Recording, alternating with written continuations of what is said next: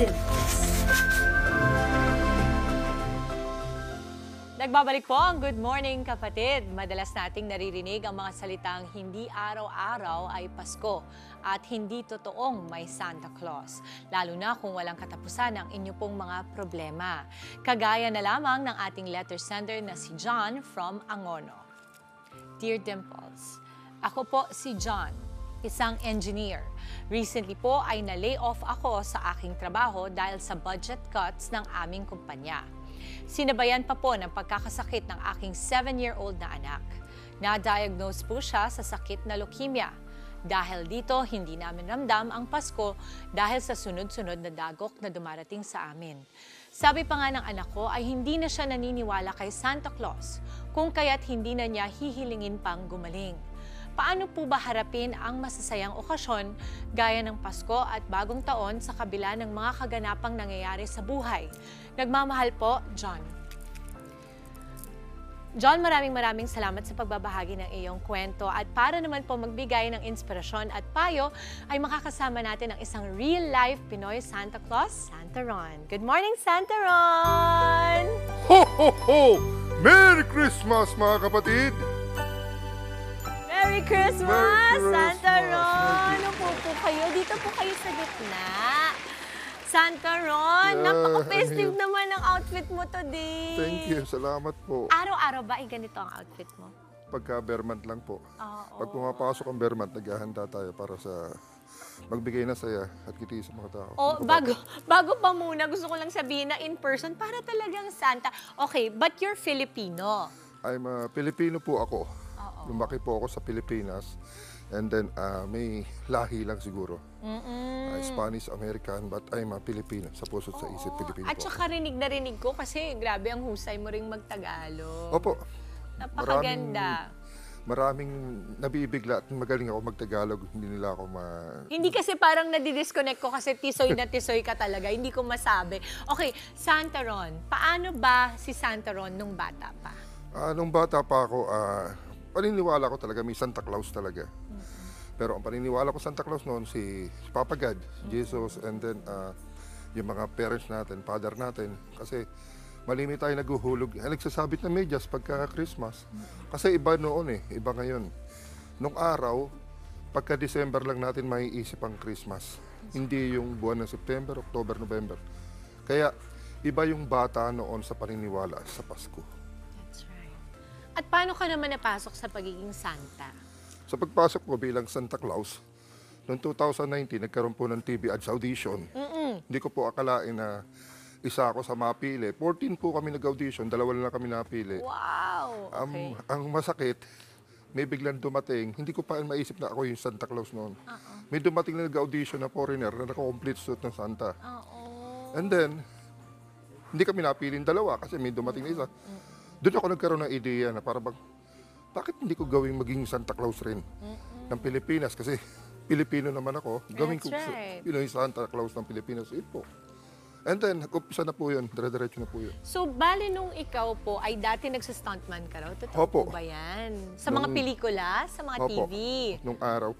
Noong 90s po, isa po ako sa member ng mga stuntman po sa pelikulang Pilipino. And then, hirap po ang buhay noon dahil ang hirap ng pagiging stuntman noon. Bali, yung contact, ngayon napakadali na social media. Stuntman po ako ng 90s noon, and then member po ako ngayon ng kapisanan ng pelikulang Pilipino at ng Muwelpan po. That's amazing. And then after that, nagsiman ka rin daw. Nagbarko po ako So, na... nag-explore ka ng iba pang mga pagkakakitaan. At nung panahon na yun, ang naging kwento ng buhay mo? Habang nag-aaral po ako noon, stuntman po ako, pinagsabay ko po yun. Ang sabi ko, wala mangyayari sa pagiging stuntman. Parang ano ko lang to, part-time ko lang to. And then, nag-aaral po ako ng Associate Marine Engineering. And then, nakapagbarko po ako ng 1998. 21 years po ako naging seaman po. Wow, okay. Early retired lang po ako ng itong 2018 po. And then, yun nga po, may audition ng Santa Claus. Siguro may mission ng Diyos sa akin na parang, wag ka na magsiman. Bibigyan kita ng bagong role sa buhay. Bibigyan kita ng mission. Yun po, nag-umpisa na yun. Yung, 2019. Year, taon-taon po. Dahil hinahanap na ako. Ako po Santa Claus. Alam mo, Santa Ron, kasi itong ating letter sender, si John, may pinagdadaanan siya, no? So, na-lay off na nga siya sa trabaho, tapos saktong-sakto na-diagnose ang Opo. anak niya with leukemia. Paano ba nagiging masaya pag may pinagdadaanan ka sa buhay? Kumbaga, ang minsan, yung dasal lang po eh. Kasi yung pagdadaanan natin, kumbaga tanggapin natin eh. Kumbaga, hindi naman tayo bibigyan ng Diyos ng isang problema o isang pagsubok na hindi natin kakayanin eh. Kumbaga, basta, maging faith lang po kay God. Kumbaga, isipin natin, lahat eh, dadaan lang. Pagsubok lang yan. Kaya nating harapin ang buhay. Hanggat may buhay, may pag-asa. Yun po. Oo. Gustong-gusto ko talagang nakakarinig ng mga kwentong kagaya mo, Santa Opo. Ron. Kasi ang buhay ng tao ay, sabi nga, nasa taas ka minsan, nasa baba ka. Opo. At kadalasan ay, kung hindi mo pa alam kung saan ka pupunta, naka-float ka lang. Isa Opo. yan sa pinakamahirap na mangyari sa buhay mo. Opo. Lalo na pag pakiramdam mo ay para bang ang lahat ng pinagdadaanan mo sa buhay ay dire-diretso. Kumbaga parang ngayon mangyayari to, nawalan ka na ng trabaho, nagkasakit pa ang iyong anak, kagaya ni John.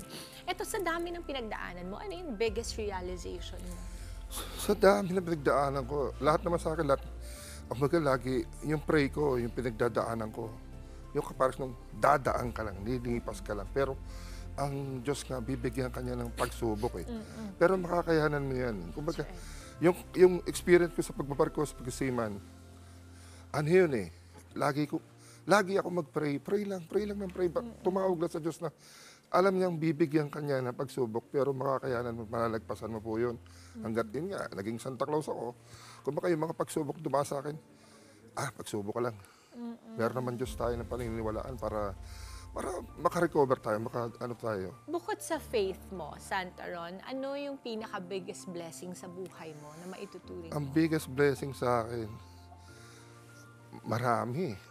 Hindi ko masabing biggest eh. Lahat I know ng your wife is your, Yes. parang Santa helper. Kumbaga, opo, yan, Santa helper ko. Lahat ng dumating sa akin, it's a blessing. Ayan, Pasasalamat halika sa Diyos. tawagin Siya po. natin. Let's of course Siya po, call. isa sa Oh, akin. Miss Candy. Hello, Miss Candy. Isa po sa pinagmamalaki ko. Christmas na. Siya po yung nasa harap at likod ni Santa Claus. Siya po yung lagi nag-aay sa akin, nag-aasikaso. Sa mga gawain ni Santa, siya po yung laging kasama ko. Miss Candy, okay, kayo raw po ang very, very supportive na wife ni Santa Ron, no, kapag Opo. may gig siya.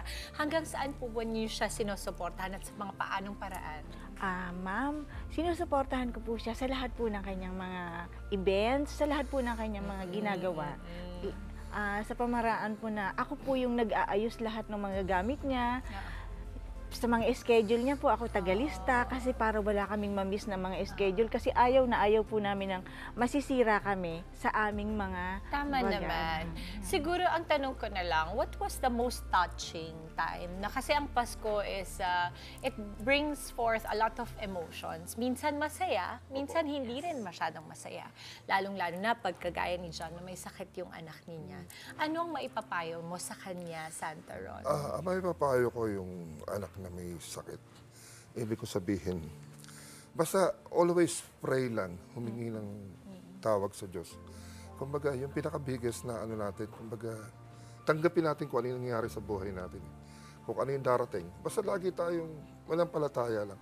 And then, ang Pasko naman ano man ang estado mo sa buhay, gawin mo laging makahulugan ang diwa ng Pasko at wag mo hawala yung pagmamahalan talaga sa bawat isa. Kasi ang Pasko, iniisip lagi ng tao yung kapanganakan ng Diyos.